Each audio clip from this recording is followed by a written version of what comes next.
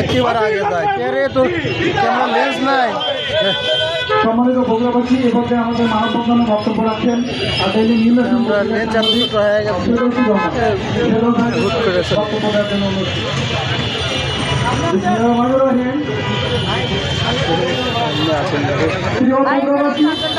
প্রিয় সাংবাদিক কিন্তু আসসালামু আলাইকুম।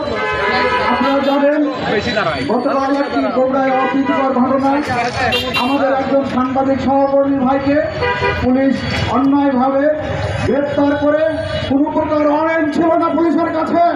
সেই পুলিশ অন্যায়ভাবে একজন সাংবাদিককে সাতপাড়া থেকে তুলে নিয়ে যায়। আজকে সাংবাদিক পুলিশের কাছে তথ্য দেয়, সাংবাদিক পুলিশের কাছে সব পুলিশকে সহযোগিতা করে আইন শৃঙ্খলা রক্ষার জন্য, সেই তাদেরকে সহযোগিতা করে। আজকে যারা সহযোগিতা করে সেই সাংবাদিকদেরকে অন্যায়ভাবে গ্রেপ্তার করে নিয়ে যাওয়া হয় কোনো প্রকার ওয়ারেন্ট ছাড়া।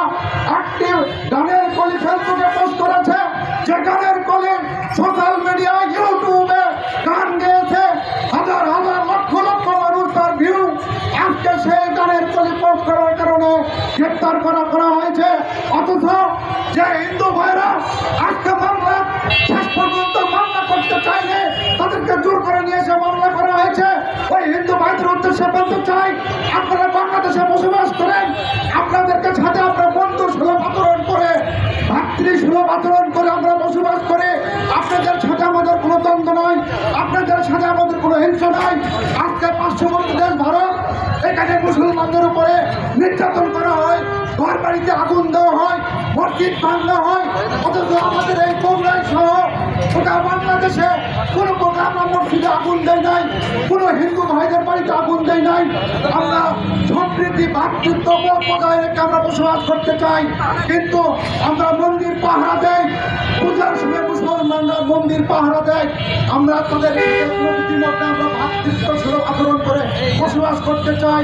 কিন্তু আজকে যে ঘটনা ঘটলো, গতকাল যে ঘটনা ঘটলো, এই ঘটনার জন্য আমরা তীব্র প্রতিবাদ এবং নিন্দা জানাই।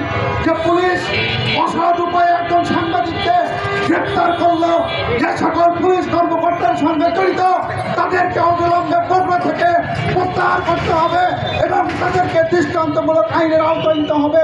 এই পুলিশ 17 বছর নিরহ মানুষদেরকে গ্রেপ্তার করে তাদের সামনে বালতি বালতি ককটেল নিয়ে এসে বলা হয়েছে এরা বাড়িতে ককটেল বানাচ্ছিল। অথচ ওই আলেম একজন মাদ্রাসার প্রিন্সিপাল ছিল। এরকম 17 বছর নির্যাতন করতে এই পুলিশ, আমরা এই পুলিশ আজকে প্রতিষ্ঠান এই রূপ আবার তাদের ফিরে আসতেছে। আমরা এর তীব্র নিন্দা প্রতিবাদ জানাই। এই বক্তব্য রেখে আমরা শেষ করছি। আসসালামু আলাইকুম রহমতুল্লাহ।